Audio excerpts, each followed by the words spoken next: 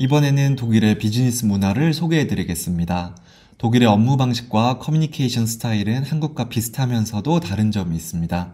이 점을 미리 이해하고 준비하면 직장 생활이나 협업 시 큰 도움이 될 것 같아요.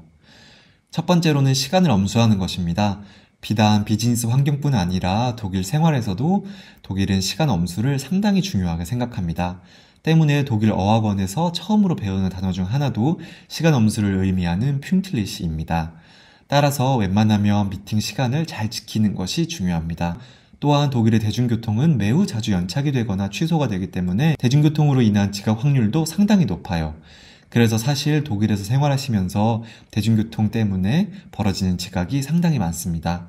하지만 중요한 일정이라면 전날 가라 라고 하는 말이 있고 전날 도착해 미리 준비하는 것을 훨씬 더 프로페셔널하게 보는 분위기가 사회 전반에 있습니다. 때문에 주요한 일정은 꼭 여러 번 시간을 확인해 주시면 좋을 것 같습니다. 두 번째로 업무 시간은 대체적으로 자율 출퇴근제를 시행합니다. 가족 친화적인 독일 분위기상 자녀들 출퇴원, 학교 일정 등에 맞춰서 부모님의 일정이 정해집니다. 따라서 주요한 팀 미팅이나 비즈니스 미팅이 아닌 이상 자유롭게 출퇴근하는 분위기가 형성되어 있어요.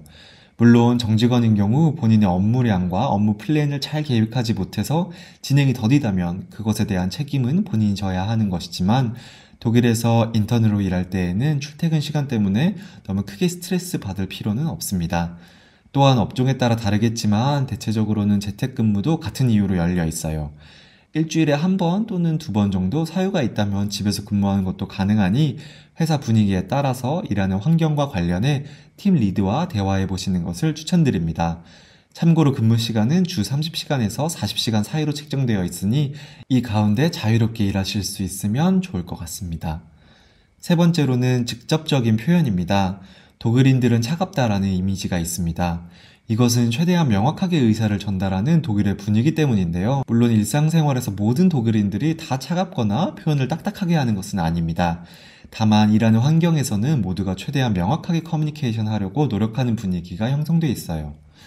따라서 너무 깊게 고민하거나 눈치 보지 말고 최대한 명확하게 상황과 의사를 표현하는 것이 좋습니다. 물론 고집 부릴 필요는 없지만 논리적으로 상황을 표현하는 것에 익숙해지셔야 합니다. 네 번째로는 계획 중심입니다. 간혹 계획만 세우다가 한 달이 지나가 버리겠다라는 생각을 저도 할 정도로 독일인들은 계획에 진심입니다. 빨리빨리 끝내는 것에 익숙한 저희에게는 참 속이 타들어가는 경우가 많지만 대부분의 경우 독일인들은 완벽한 계획을 세우고 나서 일을 시작하는 것을 선호합니다. 따라서 속도에 집중하시기보다는 계획에 집중하셔서 일하는 습관을 만드시는 것이 중요할 것 같습니다. 물론 독일에서 오래 일을 하고 일이 익숙해졌다면 자체적으로 속도 관리를 할 수 있겠지만 처음 일을 시작할 때부터 급하게 일 처리를 하는 것을 썩 좋게 보진 않는 분위기가 형성되어 있어요. 물론 이것은 천천히 하라라는 뜻은 아닙니다. 적극적으로 일에 임하되 계획을 명확히 세우고 팀이 본인의 계획을 이해할 수 있을 정도로 설득한 이후에 일을 시작하는 것이 중요하다는 것입니다. 다섯 번째는 팀워크와 개인 책임입니다. 독일은 한국과 비교해서는 꽤 개인주의적인 성향이 있습니다. 따라서 팀과 동화돼서 일하는 것도 중요하지만 책임 소재를 확실히 하는 것도 중요합니다. 독일인들은 알게 모르게 책임 소재를 나누려고 하고 이 부분에 있어서 여러분들이 피해만 보시면 안 되기 때문에 여러분들도 책임 소재에 유의하면서 일을 나누는 듯하는 모션을 종종 취해주시는 것이 일하시는 데 불편함을 감소시킬 수 있는 길입니다. 여섯 번째는 철저한 워라벨입니다. 독일인들은 공과 사가 철저히 분리되어 있습니다. 특정 업종이 아닌 경우에는 퇴근 이후에 절대로 일과 관련된 연락을 하지 않습니다. 여러분들도 독일에서 일하시게 될 때는 워라벨을 최대한 즐기시길 바라겠습니다.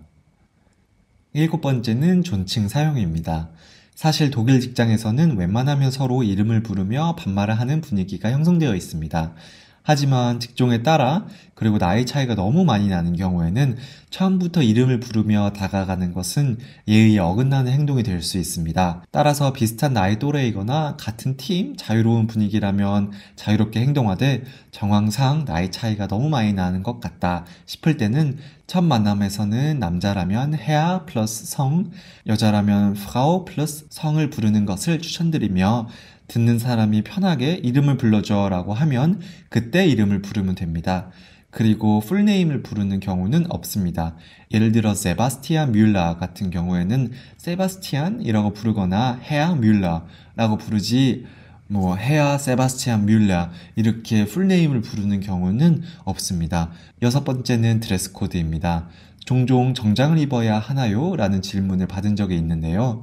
비즈니스 미팅이 너무 많지 않은 경우에는 대부분 편하게 입고 옷에 대해서는 매우 자유로운 분위기입니다. 다만 비즈니스 미팅이 종종 있는 경우는 이를 대비해서 한국처럼 비즈니스 캐주얼 정도 입는 것이 편하긴 하지만 이마저도 너무 과하게 예의를 갖출 필요는 없습니다.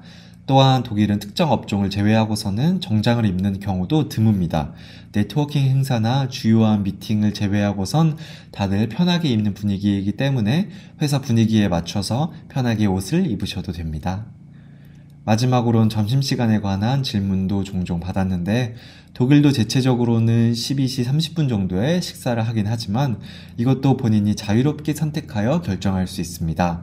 회사에 따라서 1시간을 쉬는 경우도 있지만 앞서 근무 시간에서 말씀드리는 것처럼 근무 시간을 자유롭게 결정할 수 있기 때문에 간단히 샌드위치에 과일 정도를 먹고 다시 일을 하는 경우도 있고 팀끼리 같이 구내식당을 이용하는 경우도 있습니다.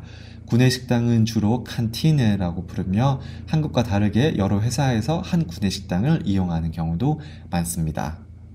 이것으로 비즈니스 섹터를 마치겠습니다. 감사합니다.